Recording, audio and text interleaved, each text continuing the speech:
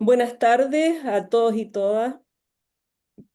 Bienvenidos a este segundo webinar del año 2025, organizado por la Red Latinoamericana de Educación de Jóvenes y Adultos, conformada por docentes e investigadores de universidades de los siguientes países: universidades públicas de América Latina, como la Universidad Federal Fluminense, la Universidad Federal Rural de Río de Janeiro, Universidad del Estado de Bahía, Universidad del Estado de Río de Janeiro, Brasil, Universidad de Playa Ancha de Chile, Universidad Pedagógica Nacional de Colombia, Universidad de la República de Uruguay, Universidad Nacional del Nordeste Argentina, Universidad Pedagógica Nacional de México.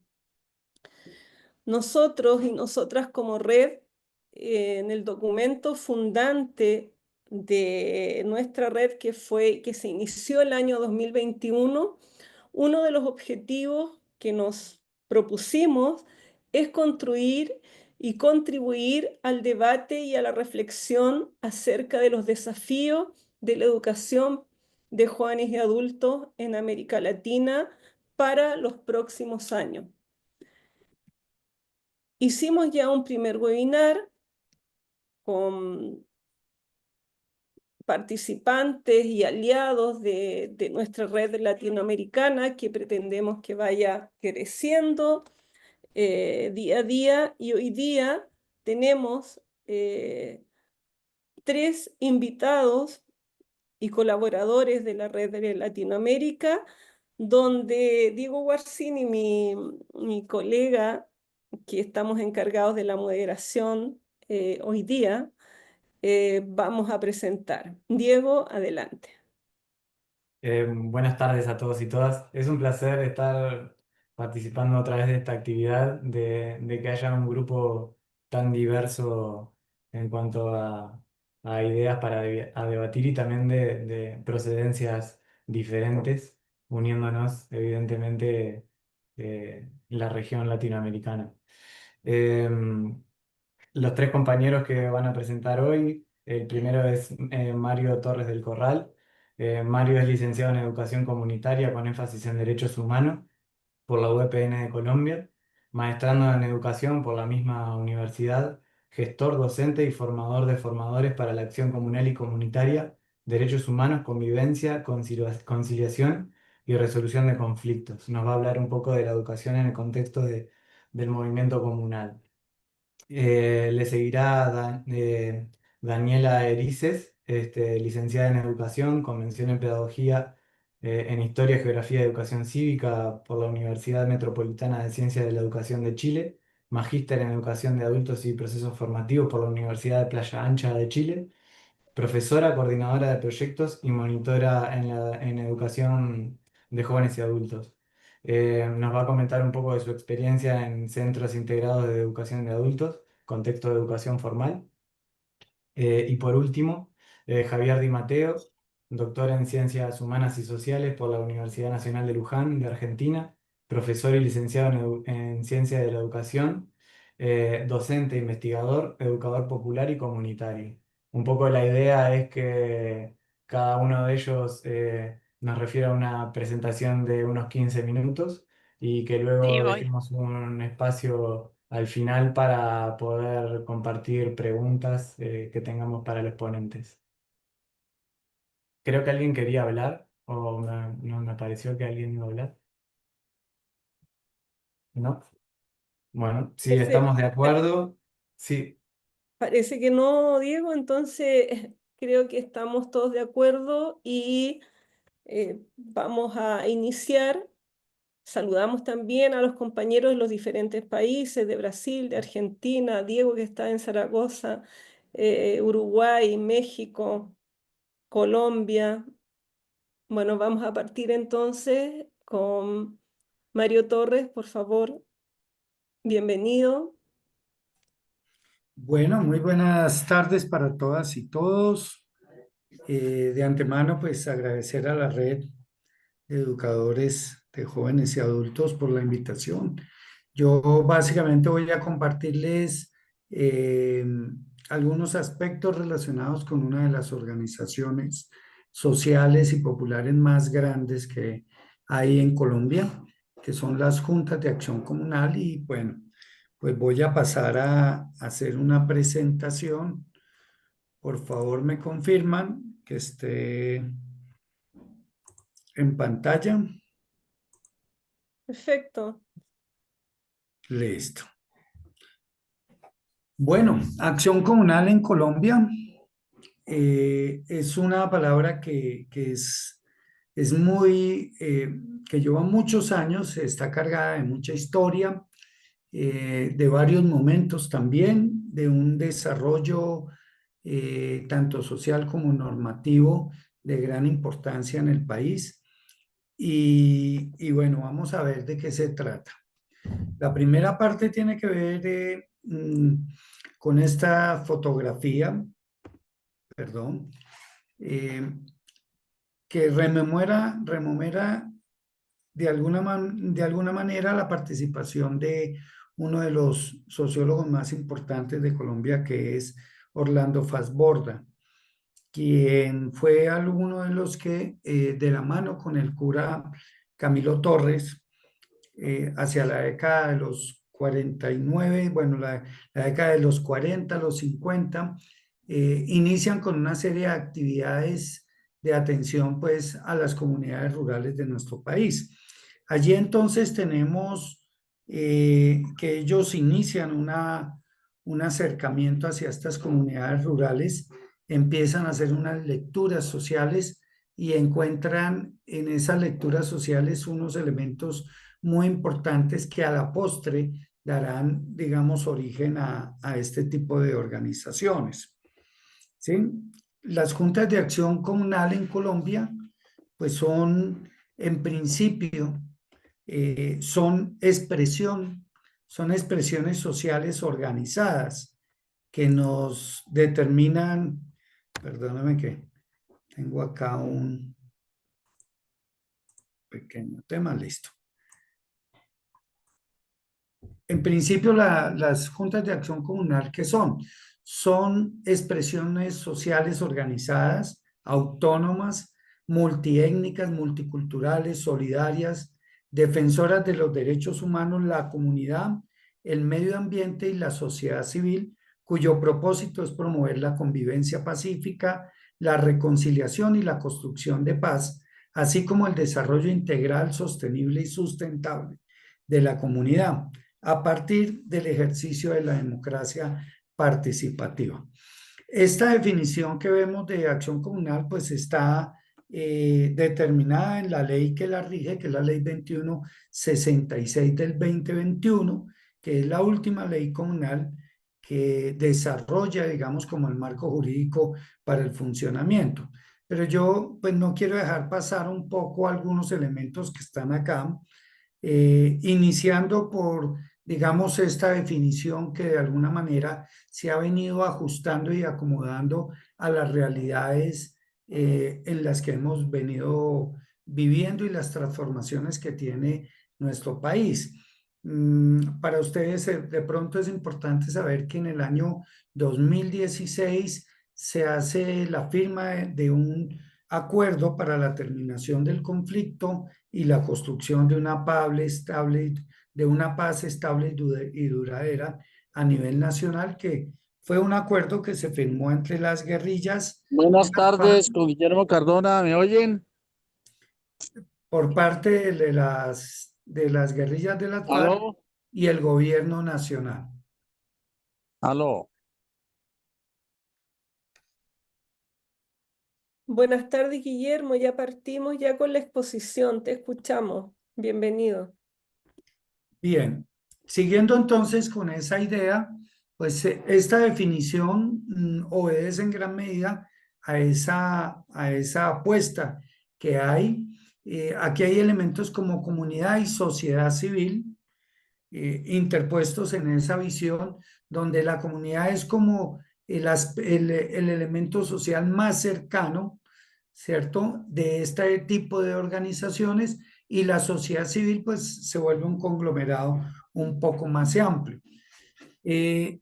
Digamos que el desarrollo de la comunidad entendido desde este concepto de esta ley se entiende como el conjunto de los procesos territoriales, económicos, políticos, ambientales, culturales y sociales. Es decir, estas organizaciones trabajan en estas 6 dimensiones que de alguna manera pues tienen que ver con la vida de las comunidades, la vida cotidiana de las comunidades, y obviamente lo que se busca es que siempre estén en un nivel de calidad de vida que les permita desarrollos sociales más importantes. ¿Cuánto se queda viendo? Esta organización 7.000 tiene entonces. 4 niveles a nivel Ah, nacional. Por un lado, digamos, se habla de 64.000, algo más de 64.000 organizaciones de primer grado, que son juntas de acciones comunales a nivel barrial, a nivel veredal. Cuando hablo del nivel veredal, hablo de las zonas rurales, donde hoy tenemos concentrado más o menos el 60% de la totalidad de las organizaciones comunales y un 40% pues se circunscribe a lo que se llaman las cabeceras municipales o las cabeceras de los poblados más pequeños y de las grandes ciudades del país. Estas a su vez se reúnen. En el caso de Bogotá, para quienes conocen Bogotá, Bogotá tiene una distribución, digamos, geográfica de 20 localidades, 20 comunas o 20 centros, y cada una de estas localidades tiene una asociación de juntas. Algunas reúnen un promedio de 50, otras localidades de 140. La más grande llega a ser una localidad que se llama Ciudad Bolívar, que reúne más o menos a 268 juntas comunales en una sola asociación. Luego, esas asojuntas se suman. En el caso de Bogotá, pues las 20 asojuntas se suman y crean la Federación de Acción Comunal. Y a su vez, en Colombia tenemos 39 federaciones, subimos y tenemos una gran confederación que entre otros temas, pues contamos con la presencia de Guillermo Cardona, que es el presidente de la Confederación de Acción Comunal, que es la organización social más grande que tiene Colombia.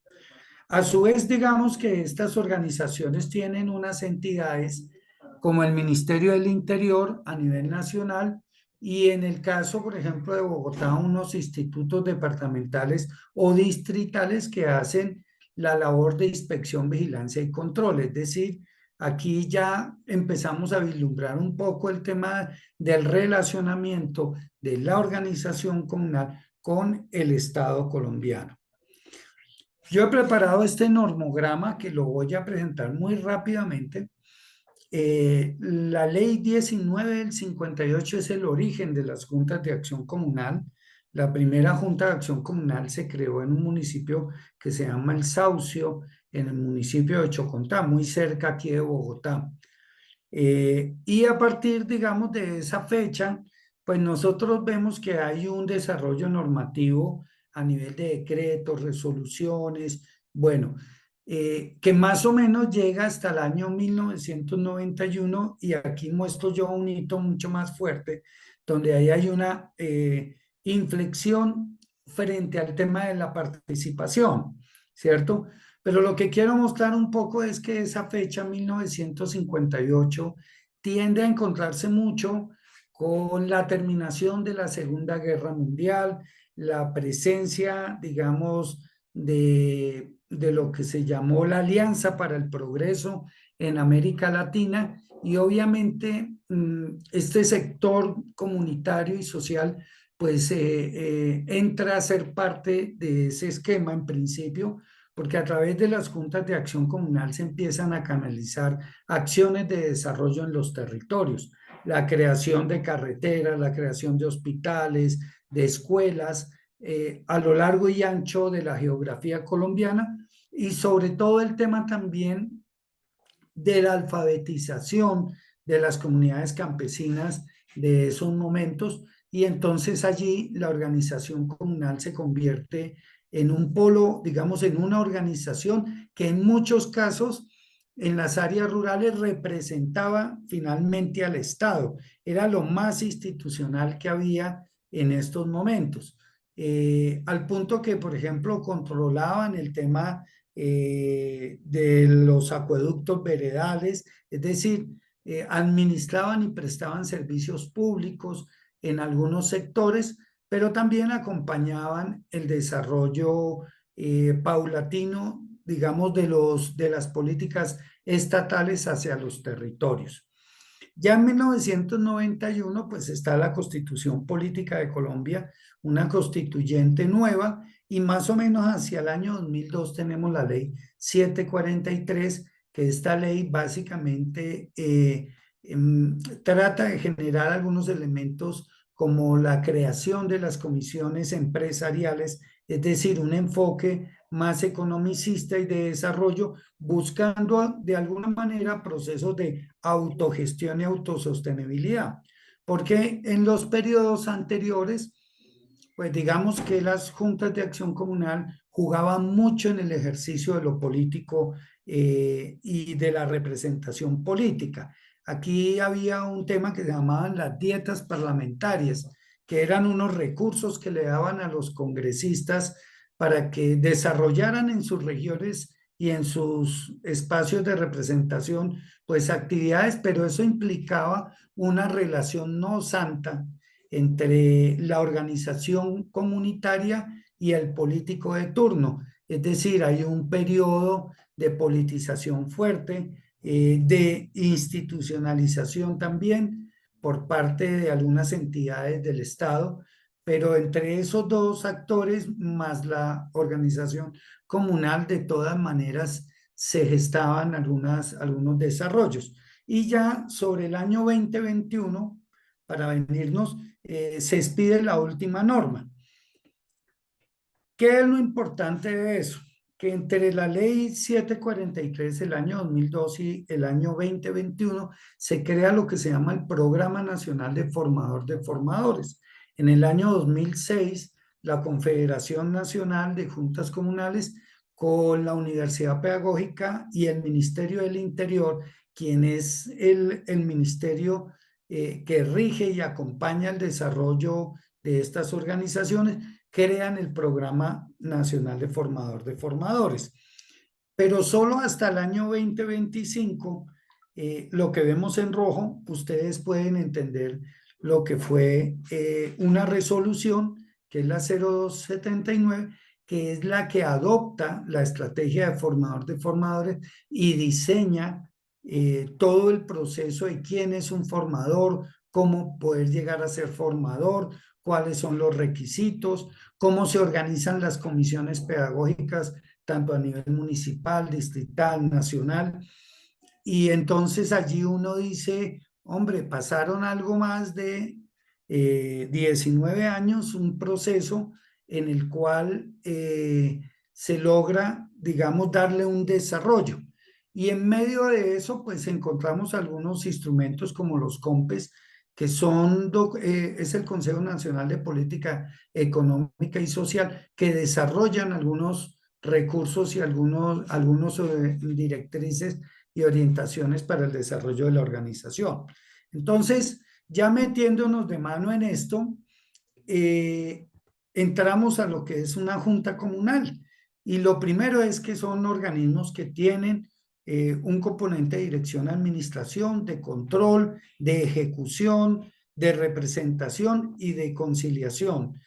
Y en el ejercicio formal, pues tenemos esta estructura. Hay una asamblea que desde una concepción del poder, pues es el asambleísmo en toda su expresión, una voz, un voto por cada afiliado activo. Tienen una junta directiva que está compuesta por 4 personas, un presidente, un tesorero, un vicepresidente y un secretario. Están las comisiones de trabajo y paralelo a ello las comisiones empresariales y los delegados ante la instancia superior que es la asociación y bueno, y un ente de control. Y esa es la estructura más o menos de este tipo de organizaciones.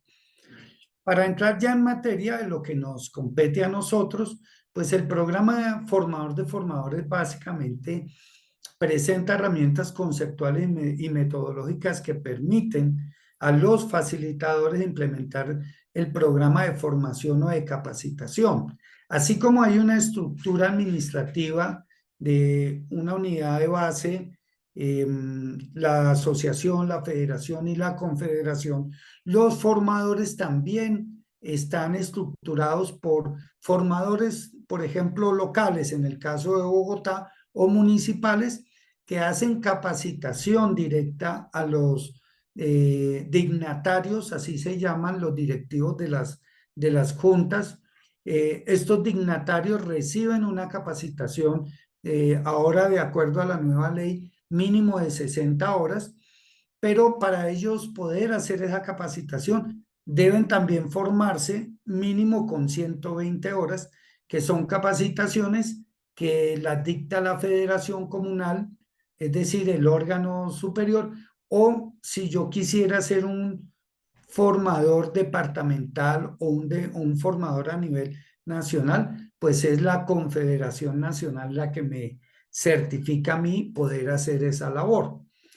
El objetivo del modelo es construcción de comunidad autogestionaria sustentada en el respeto, la confianza, la tolerancia, la convivencia y la solidaridad mediante procesos de formación que cualifiquen el proyecto comunal.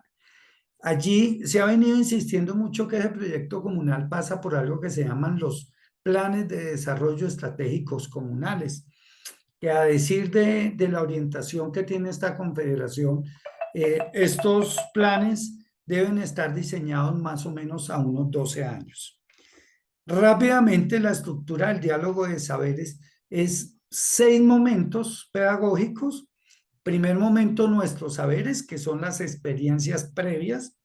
Un segundo momento, que son los otros saberes, que es el desequilibrio conceptual, llamamos nosotros a eso, que es básicamente esos elementos académicos, científicos o profesionales o técnicos que de alguna manera pues contrastan con la experiencia y la práctica de esos saberes iniciales. En el módulo, digamos que en la estructura del diálogo de saberes, todas las personas tienen un saber que es muy importante, tienen una historia y unas experiencias que son las que consideramos deben potenciarse en favor, pero al mismo tiempo también deben confrontarse y llegar a un ejercicio de negociación. Entonces allí la idea es que conceptualmente se reestructura la teoría con la cual ha venido actuando la persona, el adulto, que es en la mayoría de los casos las personas que nosotros trabajamos, y luego pues buscamos que esa reestructuración de saberes tenga una aplicación y viene el cuarto momento, que es el saber hacer. Finalmente, hay 2 elementos más pedagógicos, uno que es el compromiso, es decir, la aplicación ya de manera más determinativa en función de un ejercicio de transformación territorial y obviamente un ejercicio de evaluación donde tenemos la coevaluación, la evaluación, la heteroevaluación como elementos allí para disputar. Ahora bien, estos momentos de diálogo de saberes no se presentan todos de manera secuencial como lo presenté yo, sino que en cualquier momento podemos estar en cualquiera de los momentos pedagógicos. Lo importante en el ejercicio es que lo podamos identificar. E internamente, nosotros, cada momento pedagógico tiene 3 momentos también internos, que son, 1, la lectura de imágenes, 2, el análisis lector y socialización interpretativa, y 3, un ejercicio práctico buscando hacer aprehensión y amarre conceptual de lo que se ha venido expresando, ya sea en nuestros saberes, en otros saberes, en la negociación de saberes, en Sí, fin. profesor, Aquí le tengo he puesto un ejemplo muy puntual de cómo, digamos, en una sesión se puede desarrollar esta parte, ¿cierto? La lectura de imágenes es como la provocación, es una imagen que me permite iniciar el debate. Tenemos unos textos que buscan un ejercicio de reflexión de manera colectiva y pues hay un ejercicio práctico que busca hacer descripción y, como le decimos, un afianzamiento de este nuevo concepto. En términos generales, digamos, la pedagogía está basada en elementos como la educación popular, el diálogo de saberes, que ya lo presentamos. Esta parte del diálogo de saberes es una construcción donde entran referentes teóricos como Orlando Fassborda con la investigación, acción, participación, pero también elementos que vienen de las comunidades indígenas con el tema de la educación propia, comunidades NAR, negros, afro, raizales, palenqueros, con sus elementos culturales y también algunas prácticas sociales que hay en las comunidades campesinas. No olvidemos que esto nace en un momento donde el país colombiano era básicamente rural y donde, digamos, gran parte del desarrollo aún que tenemos hoy está en función de esa distribución rural que tienen las juntas comunales. Tenemos el aprendizaje significativo basado en experiencias comunitarias. Allí tratamos de abstraer los éxitos que hay en las diferentes organizaciones, el reconocimiento de las prácticas ancestrales, ya lo comentábamos, la minga, la mano prestada, el trueque, el convite, Uramba, el Ubuntu, ahora último que viene de un tema africano, y obviamente una formación centrada en la autonomía y un liderazgo territorial.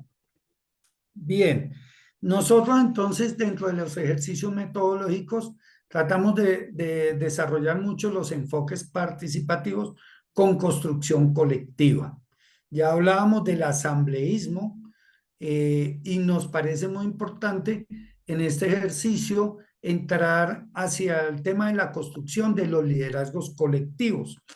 Obviamente la investigación-acción y la reflexión crítica que Fassborda nos planteaba con su IAP, el trabajo colaborativo en grupos y los círculos de diálogo, que están muy de la mano de lo que nos han enseñado las comunidades indígenas, y las metodologías situadas siempre en los contextos locales. ¿Eso qué quiere decir? Que yo tengo unos módulos de formación que voy ajustando. Por ejemplo, este es aprendiendo a vivir juntos en comunidad. Trabaja todo el tema de resolución de conflictos, de relaciones comunitarias, de liderazgo comunal como ciudadanía crítica. Buscamos aquí, por ejemplo, desarrollar, digamos, dotar a los formandos en temas. Disculpa, Ya voy Mario, por cerrando. favor, sí, porque Sí, nos quedan los otros voy dos cerrando. panelistas. Es muy ingrata mi labor, pero... Sí. No te preocupes, ya cierro con esta presentación. Final. Liderazgo comunal como ciudadanía crítica, emprendimiento comunal, que son los elementos económicos, la responsabilidad social a través de la democracia y la participación, legislación comunal, todo el tema normativo, derechos humanos, el tema de gestión de riesgo de desastres, el módulo de minería y energética, en áreas, por ejemplo, que tienen producción de este tipo de productos. Hay un componente nuevo que es de medio ambiente y pues un poco lo que nos decía el profesor Jairo Posada, en este ejercicio hay unas intencionalidades y unas concepciones pedagógicas y de lecturas del mundo desde unas determinadas relaciones de poder. Aquí, por donde uno lo mire, puede entrar a trabajar desde una postura como Pierre Bourdieu alrededor de los campos y el tema de los hábitos, o desde Semmelman con el tema del sujeto y la subjetividad, o desde la educación popular, o desde el sentipensar, que era lo que nos proponía Fassborda para el caso nuestro. Finalmente, estos son los desafíos, una necesidad de innovación y modernización pedagógica, el tema de una certificación de un registro nacional de los formadores, una masificación del proceso de formación. Allí hay que decir que hay muy poca cobertura en muchos casos por condiciones económicas, pero también de distribución de sus afiliados, el fortalecimiento de las capacidades organizativas en función del proceso formativo, algunos ajustes normativos y, en fin, todo lo que tiene que ver con la gestión y la logística que es propia para eso. Esa es la presentación y agradezco entonces y me excuso por los 3, 4 minuticos de más. Muchas gracias, Mario, por la presentación. Después, al final, vamos a tener un tiempo para las preguntas e intercambio. Sin embargo, ahora vamos a pasar nuevamente, vamos a seguir con las presentaciones y presentamos a la compañera de Chile, la profesora Daniela Erices Geria. Por favor, adelante, Daniela, un gusto. Un gusto, buenas tardes a todos, a todas. Si me pudieran acompañar con la presentación, por favor. Aquí va. Ya. ¿Sí? ¿Se está presentando? ¿Sí? Ahí Sí, está, estamos ahí viendo, está. ¿sí? Ya, perfecto. Bueno, lo primero, agradecer la instancia. Yo soy un poquito más concreta, entonces me ceñí bastante a la estructura de preguntas orientadoras, así que en función de eso es que voy a ir avanzando y comentando, respondiendo un poco a estas preguntas. Yo parto mi presentación mostrando lo que es la escuela donde yo trabajo. De hecho, yo ahora estoy acá en la escuela, me autorizó mi jefe, el director, para poder estar en esta instancia, ¿ya? Siguiente diapositiva. En relación a mi identidad profesional, cómo me asumo como educadora de la EFJA y cómo llegué a serlo, yo debo ser súper clara y concreta, a diferencia quizás de otras iniciativas de EFJA, de EDA, como se entiende la educación con personas jóvenes y adultas a lo largo de la vida, yo llego a una instancia que es institucional, que es la EFJA Formar Regular en Chile, en la capital del país, en Santiago, en una de las comunas de la periferia de esta ciudad, y llego siendo profesora de historia. En ningún momento en la universidad pública en la que yo llegué me hablaron de que existía una realidad educativa como esta, me hablaron en esos momentos, yo estoy hablando 2016, de que existían distintos contextos educativos y las vivencias personales me llevaron de otra manera a ir relacionándome con territorios en donde se desarrolló junto a otros compañeros del pregrado experiencias de educación popular, de reconstrucción de memoria, de historia local, etcétera. Yo tengo 37 años, llegué a esta escuela a la edad de 21, siendo profesora. Con el paso del tiempo y dado lo que el mismo contexto y la realidad de trabajar en la EFJA institucional acá en este país, me llevó a cursar el Magíster en Educación de Adultos y Procesos Formativos. ¿Y por qué lo digo? No porque sea parte, porque lo digo orgullosamente porque yo como profesora de un aula regular del sistema público, de una modalidad que está destinada a la certificación, pude hacerlo.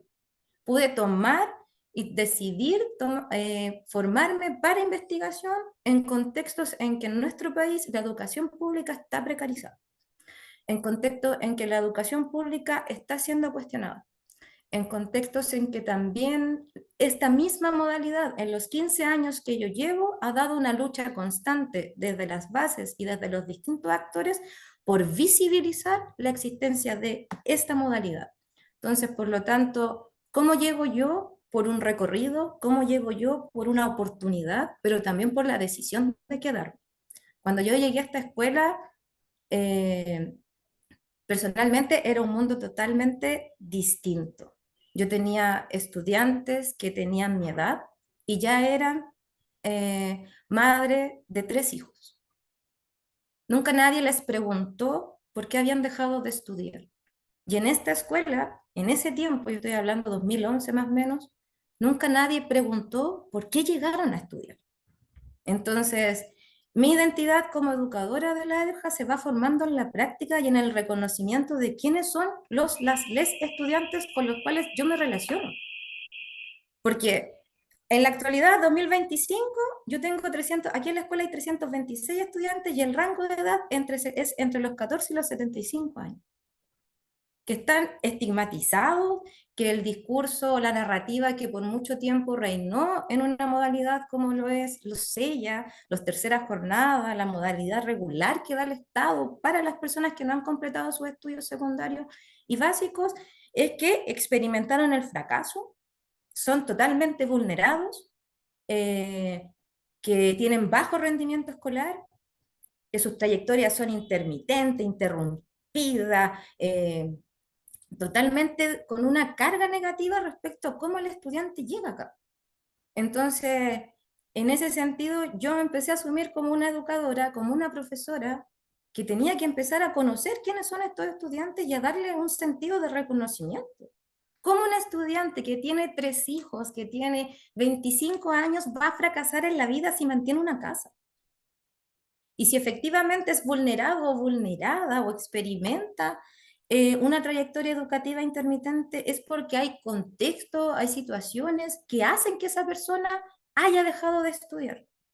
Y que por lo tanto, frente a eso, ¿cuál es nuestra responsabilidad para hacernos cargo desde lo educativo y avanzar hacia que efectivamente esta persona es un sujeto que sabe, es un sujeto que tiene dignidad, es un sujeto que reconoce y que tuvo un impacto en su vida haber dejado los estudios, un impacto en su trayecto vital?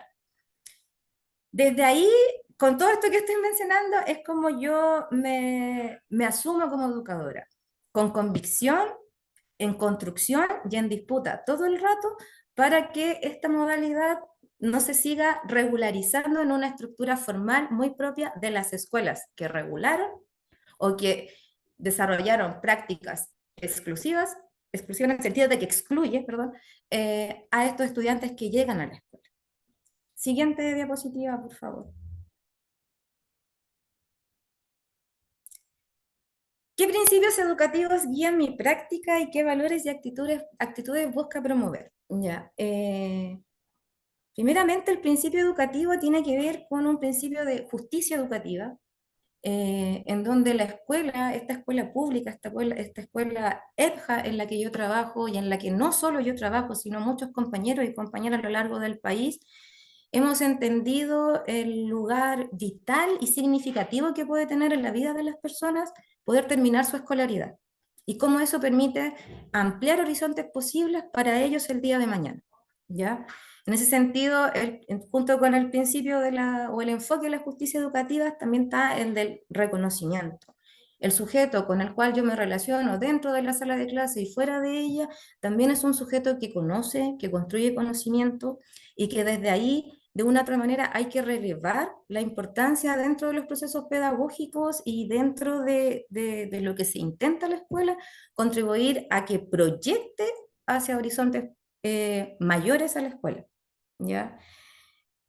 Valores y actitudes, las relacionadas sobre todo con el respeto, con la colaboración, la participación, el diálogo y la solidaridad. Sobre todo en estos actuales contextos que vivimos en nuestro país y quizá a nivel, si es que no a nivel global, se hace más que necesario poder empezar a trabajar y a relevar la importancia del otro, que el otro no es un enemigo, que el otro es merecedor de los mismos derechos, que el otro es merecedor de los mismos soportes educativos y que por lo tanto también de las mismas aportaciones que pueda hacer al colectivo, ¿ya? Pero también como profesora busco visibilizar y también reconocer la labor que hacen mis compañeros y compañeras. Entonces, no solo un trabajo dentro de este espacio con los y las estudiantes, sino que también con otros profesores y profesoras, educadores y educadoras que viven esta misma realidad que vivo yo. Y así también soy parte de distintas redes de profesores que no solo desde lo pedagógico, sino que también desde lo reivindicativo, políticamente, exigimos también la presencia del Estado, no solo como un ente que nos quiera enseñar y entregar el currículum e instrumentalizar y hacernos meros ejecutores de la política pública, sino demandar también al Estado que los bienes, que las estructuras en las cuales nosotros trabajamos en los sellas también respondan un poco a la dignidad de las personas. Entonces, en ese sentido, he sido parte de la red de docentes EPJA junto a otros compañeros que han visto y están viviendo estas mismas problemáticas en términos estructurales. No hemos podido articular en algunos casos, más allá de las percepciones individuales, con la instancia gremial que representa a los profesores acá en Chile, el Colegio de Profesores, que también dentro del mismo gremio es una modalidad desconocida. Todos hablan de que adultos es muy bacán, perdón, es muy bueno porque los adultos sí van motivados a estudiar con un desconocimiento respecto a cómo nosotros trabajamos desde que entramos a la puerta hasta que salimos. Entonces, también ha implicado instalar en los distintos espacios qué es esta modalidad, qué es la EPJA y cómo somos nosotros los educadores, cómo son nuestros estudiantes y qué demandamos desde ahí. Y lo otro que también considero importante, que se mezcla en esta práctica como educadora, relevar que en las escuelas y el profesorado es un profesional crítico que construye conocimiento y que por lo tanto somos nosotros también los llamados a visibilizar la construcción de saberes, la didáctica, la puesta en práctica de enfoques comunitarios, todo lo que da vida a la escuela, porque si no vamos a estar históricamente demandando a una entidad que si bien tiene orientaciones generales, no está situada en nuestra práctica. Siguiente. Un poco retomando lo anterior y que igual en la ponencia previa que hubo se habla un poco de estos enfoques y estrategias que se utilizan dentro de la EPJA y guardando las proporciones, obviamente.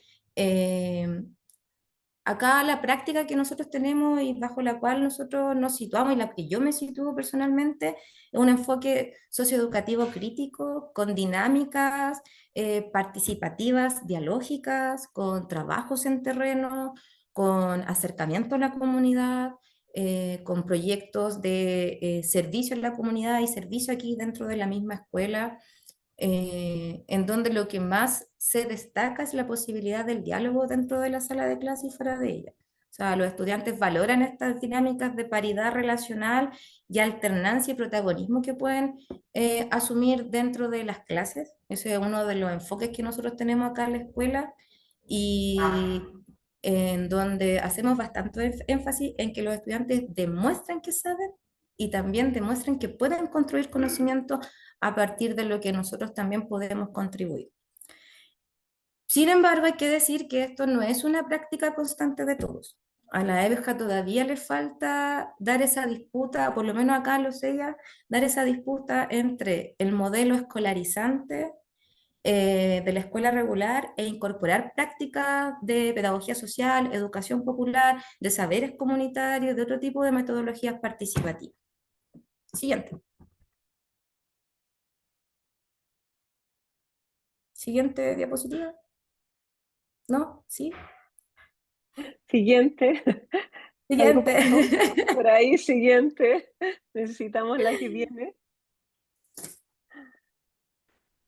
Ahí, ahí, llegó.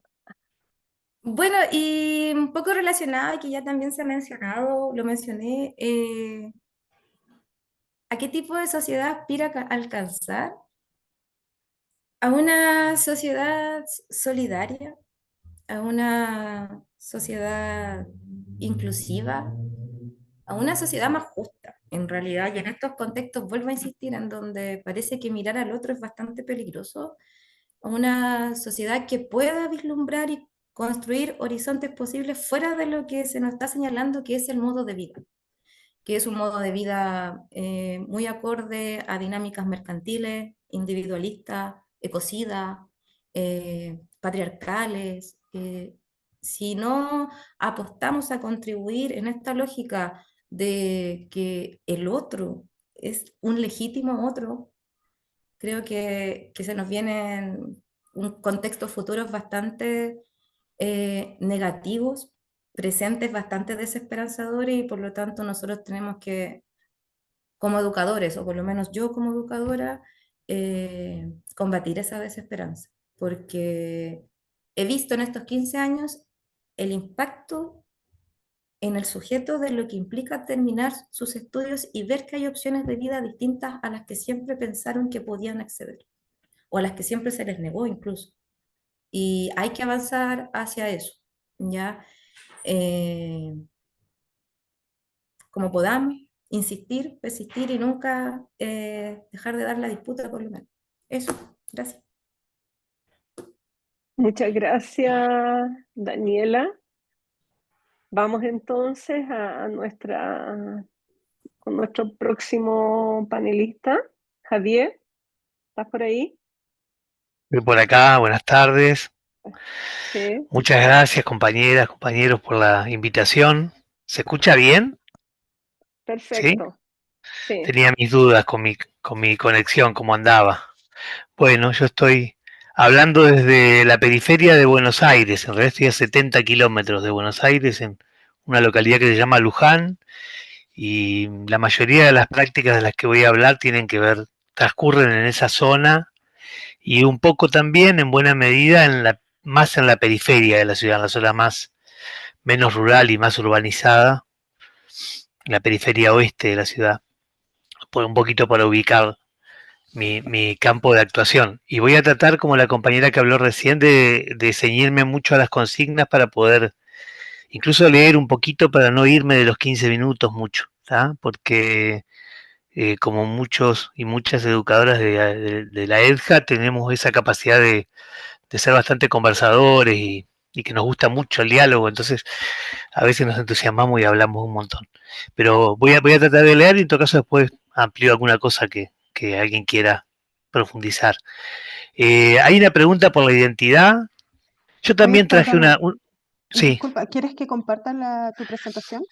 sí, no es una presentación que tenga muchos momentos seguidos de lo que voy a decir, sino más bien son imágenes de escenarios de las organizaciones sociales en Argentina, que son las primeras 6, 7, después algunas que tienen que ver con escenarios educativos en organizaciones y movimientos sociales.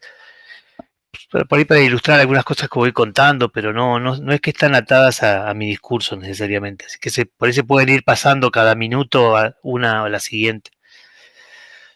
Bueno, yo me preguntaban por si me asumo como educador de la EPCA y sí, soy educador de la educación de jóvenes y adultos, pero también soy otras cosas. Me hicieron pensar en eso. Soy también, en principio hace muchos años me defino como educador popular, que eso significa adherir a un modo de ver y de hacer bastante específico, pero que muy vinculado a la educación de jóvenes y adultos.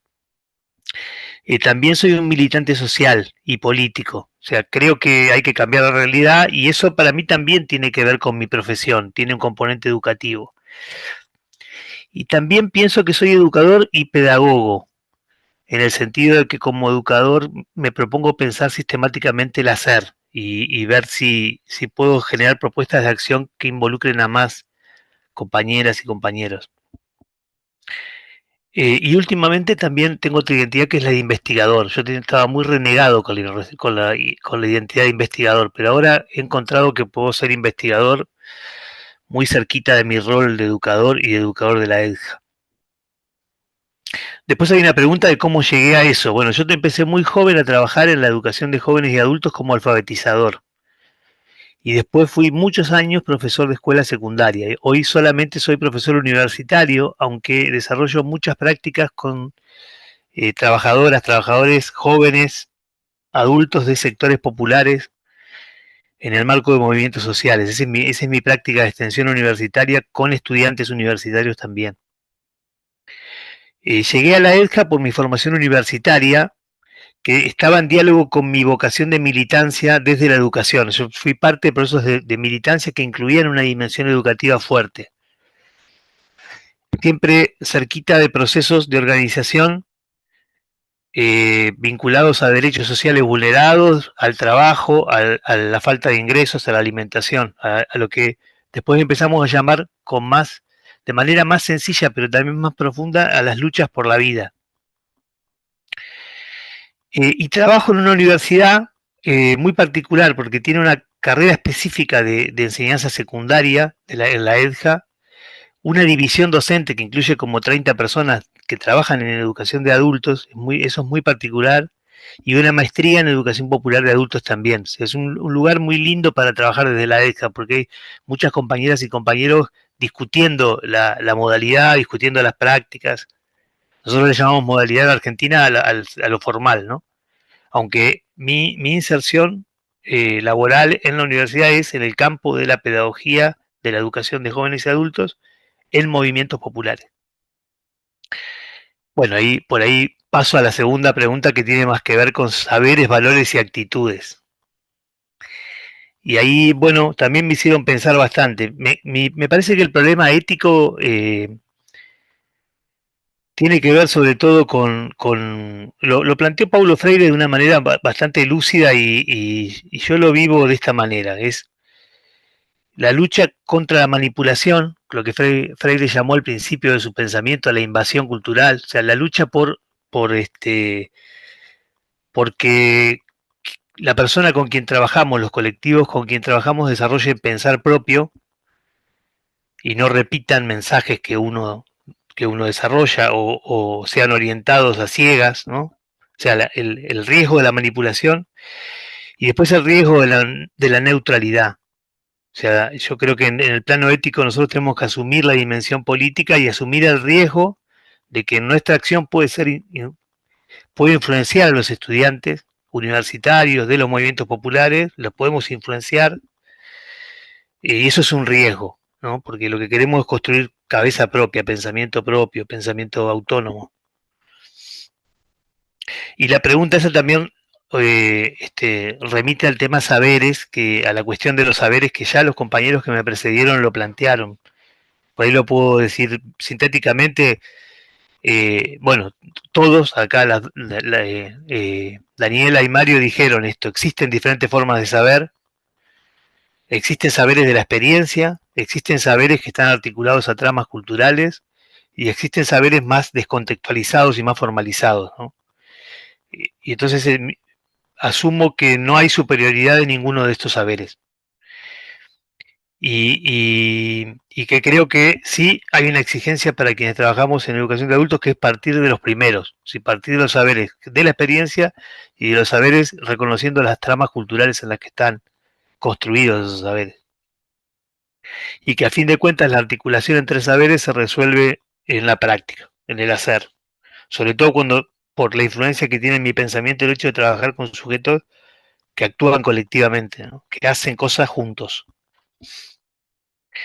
Y bueno, esto en el plano de lo metodológico, por ahí destacaría, bueno, como les decía, trabajo en la línea de la educación popular, lo que implica que hay sujetos con experiencia, con pensamiento y con saber, y que esos sujetos tienen que ser lo más posible protagonistas de los procesos de reflexión.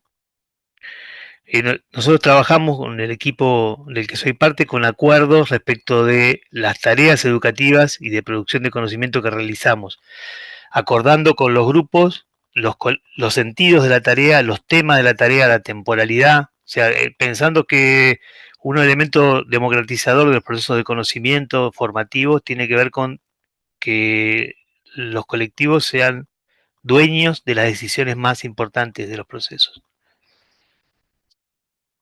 A nivel de las actividades formativas se trata de recuperar la experiencia y la perspectiva de los sujetos. Se trabaja con la idea de construcción de un interrogante, que esto es una idea freiriana, ¿no? De un problema que justifique profundizar un determinado tema. Si no se puede abordar un contenido cualquiera si no se construye con los colectivos una pregunta. Ese tema se analiza, se piensa, y a veces con contribución de recursos externos al grupo, como lecturas audiovisuales, pero no siempre con recursos externos al grupo. En esa imagen, por ejemplo, hay un proceso de reflexión que se está viendo con una organización popular que trabaja problemáticas de consumo. Hay una estudiante que está ahí, la pueden ver, que está con color más bien tirando a rojo, a naranja, coordinando, y el conocimiento que se está construyendo ahí es un conocimiento que está desplegado a partir de los aportes de los jóvenes que están ahí, ¿no? Bueno, hay otro plano de acción que también tiene que ver con lo metodológico y se acerca a lo que había contado bien al principio este compañero Mario que estuvo más anteriormente, que a nivel de actividad de producción de conocimiento venimos intentando distintas estrategias de sistematización, de investigación participativa. Esta imagen, por ejemplo, es parte de un proceso pedagógico, pero que condujo a la producción de un libro, de una serie de libros sobre memorias campesinas en el norte de Argentina. Estrategias de sistematización, de investigación participativa, de comunicación. Experiencias de coproducción que tienen un componente formativo para todos los que intervenimos. Ahí está, eso es lo que, de ahí aprendemos de lo que, con humildad de Falsborda, ¿no? Hasta donde pudimos aprender de Fals, que es el compañero que nombró Mario al principio. Y me queda la última pregunta que va en el sentido de, bueno, justamente sobre el sentido social. Con su práctica, qué tipo de sociedad aspira a alcanzar y qué grupo social busca beneficiar. Y bueno, pensaba que la última parte es más sencilla, por eso la contesto primero, que es, eh, se ha ido trabajando tras un horizonte político que nos orienta a trabajar con el pueblo en el sentido de construcción de un proyecto popular. O sea, pensar en un proyecto popular, que es algo medio ambiguo esto de proyecto popular, ¿no? Pero la realidad en la que vivimos está claro que no se puede describir como un proyecto popular, es otra cosa, ¿no? Lo que necesitamos. Pero esto significa dos cosas, la idea de proyecto popular, en nuestra experiencia concreta. Que no hay pueblos sin proceso de organización. Es decir, entonces, eh, hemos optado, en lugar de desarrollar actividades pedagógicas amplias en un territorio determinado, trabajar con organizaciones populares con el objetivo de colaborar en su práctica, de potenciar esas prácticas. O sea, no trabajamos en un territorio, sino trabajamos con la organización X del territorio. Y otro aspecto de lo popular tiene que ver con que si bien existen muchos sujetos posibles con los que trabajar, en los últimos años notamos que hay un dinamismo mayor entre quienes están excluidos de las relaciones salariales o que resuelven su trabajo como pueden, de manera subordinada, en lo que en Argentina se empezó a llamar como economía popular. Que además de su dinamismo político, Freire decía, cuando hay dinamismo político hay más curiosidad. Cuando hay actividad, cuando hay un colectivo que lucha por la vida, aparecen muchas dimensiones de la curiosidad. Además de ese dinamismo y de la masividad, lo que está pasando con los movimientos, al menos en Argentina, es que han desarrollado mucha capacidad de construcción de proyectos, de construcción de realidades. Y esa, como decía, esa construcción dinamiza, potencia el problema epistémico, la necesidad de conocer. Se vuelven prácticas que demandan mucho conocimiento que está por otra parte o que se construye en la propia práctica. Y bueno, más en términos generales, me cuesta mucho decir que el proyecto social, porque nosotros trabajamos con la idea de socialismo, es una cosa que yo creo que con el equipo en el que trabajo, si decimos el socialismo es una utopía que tenemos, y sí, pero es un término que está tan debilitado en términos de qué significa efectivamente que lo complementamos con otras ideas como la sustantividad democrática, o sea, la profundización de la democracia llevada a planos económicos, a planos culturales, ¿no? Al horizonte ese que nos traen los compañeros del sur de México, que dice un mundo donde quepan muchos mundos, donde la diversidad tenga lugar, donde las formas de ser no sean negadas. Pero además, los movimientos con los que trabajamos nos vienen a plantear una cuestión de que es que hay un problema con la temporalidad y que ese horizonte social, esa sociedad a la que queremos llegar, está imbricada con el presente, ¿no? Hay un nivel de futuro presente hoy desplegándose y compañeros, por ejemplo, compañeras del campesinado nos dicen, esa reforma agraria que soñamos nosotros la estamos haciendo ahora. Es muy desafiante para nosotros ese pensamiento. Así que bueno, por ahí, ahí redondeo mi intervención y agradezco. Gracias, Javier. Gracias a los tres panelistas de Colombia, Chile y Argentina. La verdad es que no sé qué les pasará a ustedes, pero escucharlos, escucharlas, escucharnos, eh, nos da ánimo, nos da fuerza, nos vitaliza y nos hace sentir que América Latina es una y que América Latina tiene tanto que decir y el trabajo nuestro tiene tanto que aportar. Las últimas reflexiones de Javier, que hablaba de cómo se asumía él como educador popular, como militante social político, e incluso actualmente como investigador, son las preguntas que muchas veces todos nosotras nos hacemos. ¿Cuál es nuestro perfil? Y en la medida que vamos transitando por la vida y por nuestro trabajo y por nuestro compromiso, nos vamos definiendo. Entonces, bueno, un gusto que estemos compartiendo y estamos en la misma vereda. Vamos a dar paso a preguntas que pueden haber surgido entre los que estamos presentes. Ya sabemos que en este momento no pudimos transmitir por YouTube, pero también amerita un diálogo entre ustedes los panelistas, si es que quieren también intercambiar o hacernos preguntas. Yo, mientras tanto, solo pensaba en este libro que editamos con mucho esfuerzo cuando partimos con la red, que se llama Diversos Rostros de la Educación de Personas Jóvenes y Adultas, una visión desde las universidades públicas latinoamericanas, y lo que hicimos fue mostrar cómo dimensionábamos la educación de adultos en cada uno de nuestros países. Hoy día pensaba qué bonito sería que estas experiencias, las del webinar anterior y las de este, también las pudiéramos traducir en otro aporte que podamos hacer para los distintos educadoras y educadores. Entonces, bueno, mientras tanto, no sé, Diego, ahí que estamos haciendo el contrapunto los dos, si hay alguna pregunta que tú puedas ahí Por supuesto, primero que nada comentar. agradecerles a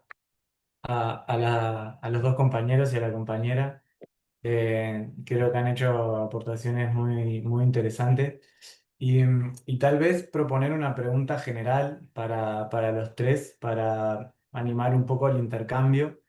Eh, y va un poco relacionada al nombre de ese libro que mostraste, Violeta, al nombre del webinario y a esta idea que venimos trabajando un poco desde la red, que es la de los diversos rostros y los diversos contextos, de la educación con personas jóvenes y adultas en Latinoamérica. Y bueno, y preguntarles a cada uno de ellos qué particularidades observan en ese contexto concreto en el que trabajan, cuáles son aquellas particularidades de la educación en ese contexto y cuáles identifican que son los desafíos más próximos en relación con eso. Seguramente todos encontremos que tenemos cosas en común, pero a veces también es verdad que cada uno en sus espacios de intervención encuentra cosas en concreto que son muy específicas y que enriquecen también el intercambio y la valoración de los otros colegas, ¿no? que trabajan en otros contextos. Entonces por ahí va un poquito la pregunta para quien quiera responder.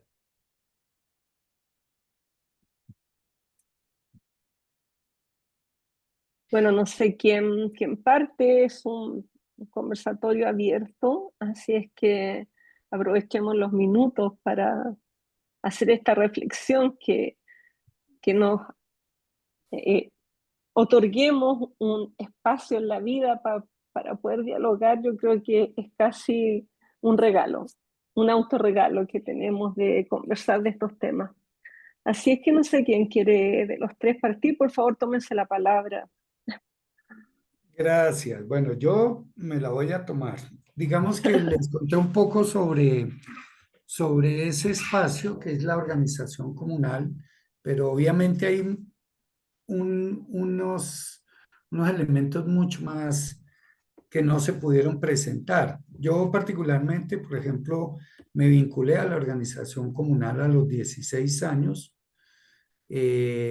hasta el día de hoy, pues he transitado por todo el proceso y he llegado a ser pues formador y un referente en términos del manejo de los aspectos pedagógicos, metodológicos, didácticos, en el proceso de formación que hacemos cotidianamente. Algo que encontramos es que hoy, por ejemplo, hay una crisis. La mayoría de quienes pertenecen a las juntas son personas adultas. Tenemos una población muy reducida de jóvenes.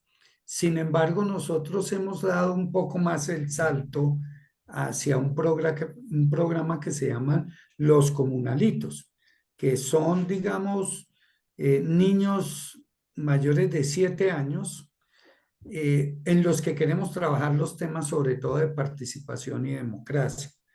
Digamos que hay un derrotero en función de la pregunta que hacía Diego, y es que no hay una conciencia muy explícita del ser histórico, del ser social. Es decir, yo puedo tener la historia de lo que he vivido, de cómo me he formado. La mayoría de la gente se ha formado en la práctica, aprendiendo, han aprendido haciendo, en prueba y error, permanentemente, y en pocos espacios que tenemos, digamos, hay otros lugares como los congresos, como las asambleas. En Colombia semanalmente se hacen más de 15.000 asambleas en todo el país, semanalmente. Y esos sitios de encuentro han sido supremamente importantes para la construcción y el mantenimiento del proyecto. Pero digamos que un derrotero que tenemos es cómo lograr hacer un poco más de conciencia sobre el ser histórico, sobre todo nosotros que estamos transitando hacia un tema de la construcción de la paz, ¿cierto? No terminamos un proceso para estar metidos en otro proceso de violencia, pero es allí donde hemos querido, alrededor de los procesos de formador de formadores, también buscar el tema de la autonomía. Nosotros en los territorios tenemos una participación muy activa de todos los actores del conflicto.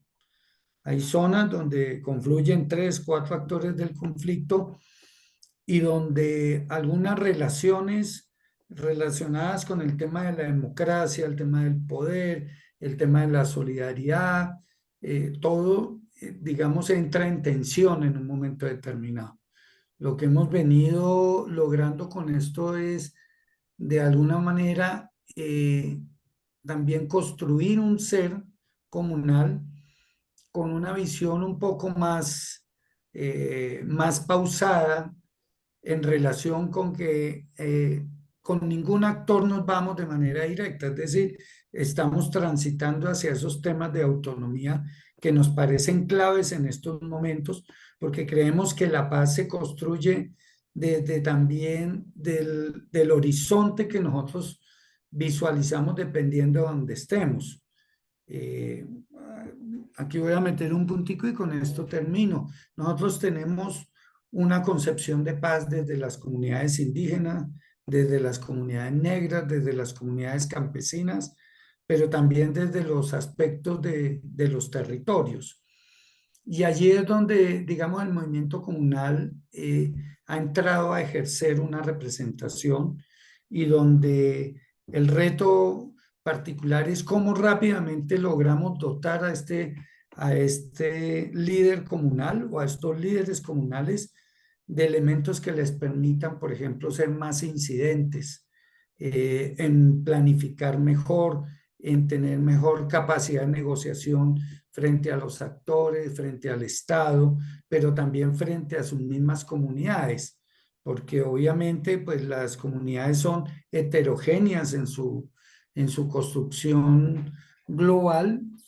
A veces se logra puntos en común, que es lo que se impulsa, pero en términos generales nuestro líder comunal se encuentra permanentemente, digamos, como rodeado de ese tipo de cosas. Entonces, ese sería como como un derrotero muy puntual, la lucha por lograr asentar en ellos, de hacer su consideración como un ser histórico, eh, consciente de lo que está a su alrededor también. Muchas gracias, Mario, por tus reflexiones. ¿Alguien más que quiera compartir? Javier, Daniela. Yo podría decir algo, no la veo a Daniela, no me aparece en la pantalla. Em, Pensaba por ahí sí, en la línea de las particularidades del contexto en el que actuamos. Nosotros, yo les decía, yo vengo del campo de la EDCA, muchos años fui docente de escuela, fui alfabetizador, fui docente de secundarias, de escuelas medias, y una cosa que encontré en los campos de acción de los movimientos y bueno, de esas realidades donde, por ejemplo, pasaba esto que me está contando, donde la gente se reúne, delibera, construye proyectos, que se produce en esa dinámica una subjetividad que muchas veces es la que nos gustaría que se sucediera en otros escenarios. Gente que está con mucha curiosidad, gente que está con ganas de pensar de otra manera, y que incluso ve ciertas cosas, está dispuesta a mirar o a hacerse preguntas, porque la práctica abre preguntas, la práctica nos saca del inmovilismo y nos permite animarnos a preguntar cosas que cuando uno está quieto no tiene demasiado sentido preguntarse. Desde ese campo epistémico que rodea la acción colectiva, es parte de ese contexto y creo que un desafío interesante es cómo puede ser parte de las prácticas escolares también, en qué medida ese dinamismo puede entrar a la vida escolar, ¿no? Cómo hacer entrar a los temas que trabajamos, a los sujetos, a los saberes que entran en juego, ese dinamismo, que a veces puede ser el modo en que se encara un tema, porque en lugar de pensar en los problemas ambientales, pensar en las luchas ambientales o en los sujetos que enfrentan los problemas ambientales, en lugar de pensar el racismo, pensar quiénes se han organizado para enfrentar el racismo. Eso bueno, esto no es nada nuevo, son propuestas que vienen también de las reflexiones de la pedagogía crítica. O también las voces, ¿no? De quién cuenta ciertas cosas. Y generalmente en nuestras aulas, en las escuelas, tenemos cerca, en nuestros estudiantes o la familia de nuestros estudiantes o las propias comunidades, muchas voces que nos pueden contar muchas cosas respecto de las cosas que queremos enseñar, de los temas que queremos enseñar. Parece que ahí hay algo que el contexto de mi trabajo particular puede ayudar a pensar prácticas escolares. No puedo dejar de nombrar hoy una experiencia que aparecía en esa foto, que yo les paré primera vez para conversar, que había muchos jóvenes con un papel y una estudiante, que tiene que ver con algo que pasa con los movimientos populares, que es que está construyendo hasta incluso elementos de realidades que nos sorprenden. En el caso de Argentina, la mayor estrategia que disponemos como pueblo para enfrentar el problema de los consumos de drogas es creado por los movimientos populares. Ese lugar es un escenario de un proceso de organización popular para enfrentar el tema del consumo y funciona bien. Y funciona bien porque hay una praxis que tiene que ver con criterios muy democráticos, de mucha escucha a los sujetos, de mucho protagonismo de los sujetos y de lucha por un derecho que es uno de los más pisoteados, que es el de la salud mental. No hay nada. ¿No? El Estado, hasta hace poco, el Estado Nacional solamente tenía una sola institución para punir y recuperar. O sea, la misma que perseguía el narcotráfico era la que se encargaba de los consumos. Hace 10 años, 10, 12 años se desarmó y ahora son dos completamente distintas, pues son dos problemas completamente distintos, bueno, asociados, pero se enfocan de manera muy distinta.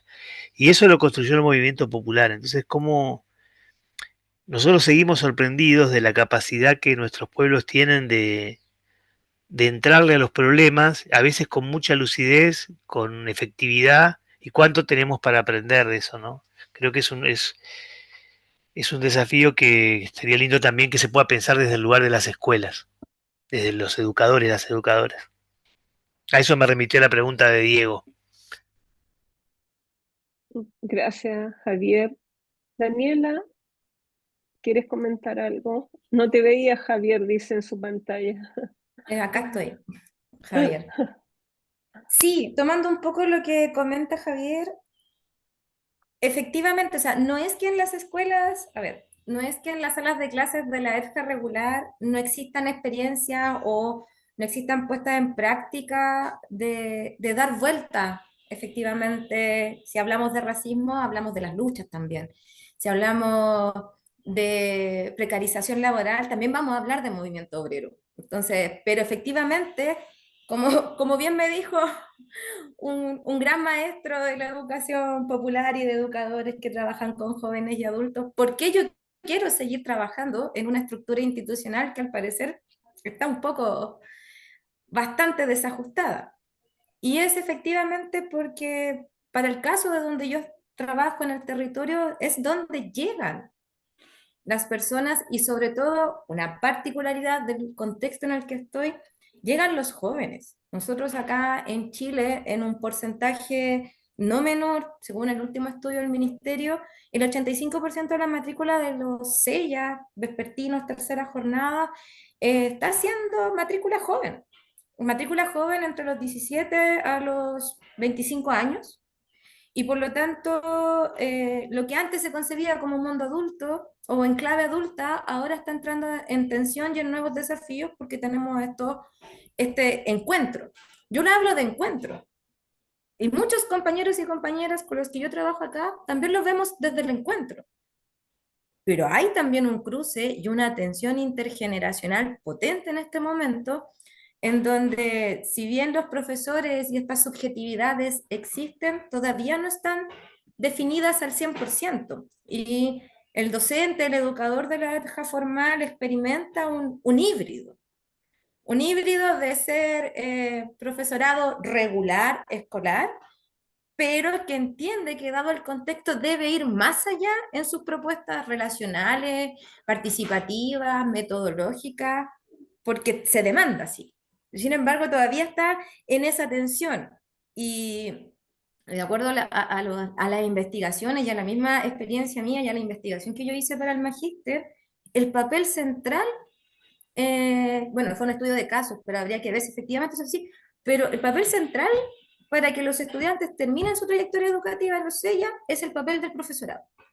Entonces, si yo tengo un profesorado que efectivamente está en este híbrido entre la intención de ser un mero ejecutador del currículum y definirse en la convicción de la transformación, incluyendo práctica y soportes epistémicos de la educación popular, comprometidos y militantes, efectivamente yo puedo ir traspasando estas limitaciones que la política pública va experimentando, ¿ya? Pero en este momento este híbrido también hace que el profesor en la estructura tradicional chilena y en la formalidad que nosotros tenemos demanda al Estado y siga externalizando y no sé si existe el concepto, pero sacándole el componente pedagógico a muchos elementos de la escuela y no entendiendo la importancia de lo interdisciplinario, de lo transdisciplinario. Entonces cada vez, por ejemplo, las estructuras de los SEIA o en las dinámicas de cómo se resuelven los procesos pedagógicos y formativos, necesitamos psicólogos, necesitamos educadores diferenciales para las diversidades neurodiversas, se ha llegado a proponer en algunos casos como necesitamos coach, y así como necesitamos el componente socioemocional, y empezamos a recibir y a empezar a adecuar dinámicas que son ajenas a nuestro propio contexto. Entonces, existe una subjetividad, existe una narrativa docente de los profes de la EPJA, pero que todavía está muy colonizada por estos discursos de la política pública. Y sobre todo porque también tiene que ver con la visibilización de lo que hacen los compañeros y compañeras. Porque toda indicación, o sea, toda indicación que viene desde la política pública se adecua. Y esa adecuación es una política que aquí podríamos decir emerge desde abajo, de los mismos educadores que están siendo desafiados y que saben que deben responder al contexto estructural de desigualdad, pero también saben que hay limitaciones y que no es su responsabilidad y que hay que ir más allá, y ahí está la tensión. Entonces, efectivamente, de que nos falta mucho. Ahora, eso que nos falta es la posibilidad que hay que empezar a concretar. Eso. Gracias, Daniela. Bueno, estas tres intervenciones nos dejan un, un otro webinar, la verdad, porque la cantidad de temas que se pueden ir conversando y dialogando, intercambiando, son muchísimos. Yo quisiera saludar especialmente a Miriam Camilo, que también está en este webinar. Hay otra compañera por ahí que saludó de República Dominicana y, y bueno, agradecía también por cómo se va ampliando esta red latinoamericana desde distintas miradas, desde distintas experiencias, pero que al final nos convertimos también tenemos una lista de referentes teóricos similares desde quienes son nuestros inspiradores. Aquí se han mencionado y hemos coincidido en varios de ellos. No sé si alguna o algún participante quiere decir algo más. Diego, no sé si tienes alguna otra pregunta. Ya estando en la hora de cierre, 15:30, estamos dando, Miriam, ¿nos quieres saludar acá? Estás en silencio, estás en silencio. Bueno, sí, muy buenas tardes. Muy contenta de estar participando aquí con ustedes. Como tú bien decías, Violeta, realmente somos América Latina y el Caribe, somos una realidad muy diversa, pero con muchos aspectos en común y particularmente en esto de la ETA. Hay grandes retos. Hay muchas declaraciones, pero sobre todo nos faltan muchos elementos para responder a los retos y desafíos que nos plantean nuestras realidades en los diferentes escenarios, formales, no formales, informales, comunitarios, territoriales, en fin. Siempre estamos muy atentos y atentas a estos webinars y agradecemos mucho la posibilidad de participar. Así que gran abrazo para todos y todas. Muchas gracias por tu saludo, Miriam. Diego, para ir cerrando, ¿algún comentario en general o alguna Sí, persona de la red? yo Sí. algo muy cortito. Hoy Javier cuando empezó su presentación dijo que bueno que se iba a ceñir bueno, como algo que había escrito porque consideraba que los docentes de la época somos muy conversadores. Y a mí me disparó la imaginación como por otro lugar y pensé en esto de sí, que tal vez sí, y tal vez es que haya una necesidad, ¿no? de compartir, de dialogar sobre las experiencias que transitamos, y por enriquecernos también en ese diálogo. Y creo que eh, espacios como estos hay que seguirlos construyendo, estos espacios de diálogo entre nosotros y también de intentar hacer más visible la labor que se hace en estos espacios, de la importancia que tiene y de hacer fuerza y pujar con mucha fuerza para colocar estas temáticas en la agenda pública, en la agenda política. Y creo que nada, a raíz de estos intercambios es que podemos hacer un poco de ruido y intentar sacudir un poco la cosa para lograr sobre todo mejores condiciones eh, en estas áreas de intervención. Así que nada, ese pequeño comentario de Javier me llegó por este pensamiento. Gracias, Diego. Entonces, estamos cerrando este segundo webinar 2025 con algunos problemas técnicos, pero vamos a subir esta grabación igual para que quede disponible para todos y todas en YouTube. Creo que igual lo podemos hacer, no fue sincrónico. Saludamos a todos los países y a todos los compañeros y compañeras de la red, Leonardo, Gladys, Jorge, los dos Jorge, Jorge Posada, Jorge Camor, Carmen, Pilar y todos los compañeros que nos están hoy día, que están participando con nosotros, y particularmente y especialmente a los tres panelistas que nos han dado hoy una tremenda visión y nos dejan con varias preguntas y con las ganas de, como dijo Diego, de que podamos seguir instalando estos espacios de diálogo, de discusión, que siempre nos dejan que pensar. Y de verdad que somos muy buenos para hablar y nos tenemos que autorregular permanentemente, porque todos quisiéramos decir un sinnúmero de cosas y tener el espacio de compartir entre todos y todas nosotros. Bueno, nos estamos viendo en la próxima, se nos está acabando el 2025, ya viene el 2026 y veremos con qué podemos apoyar a este diálogo entre nuestros pueblos y nuestros países en Latinoamérica. Muchas gracias por la atención a todos y todas. Hasta luego. Muchas gracias. Hasta luego. Hasta luego. Muy bien. Gracias a todos y todas. Gracias. Muchas gracias. Gracias.